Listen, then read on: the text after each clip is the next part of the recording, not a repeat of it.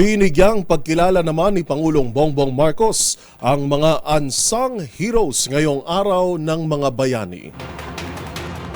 Sa isang mensahe, binanggit ni PBBM ang ambag ng mga manggagawa, guro, healthcare workers at iba pang ordinaryong individual na nagpakita ng kabutihan sa kanilang kapwa.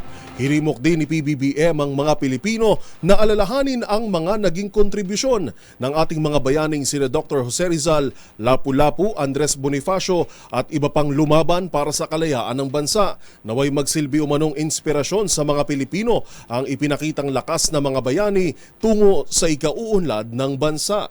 After all, heroism is not confined to just the history books. Heroism also lies in him and her who are virtuous, in those who are compassionate, in those who are just. We have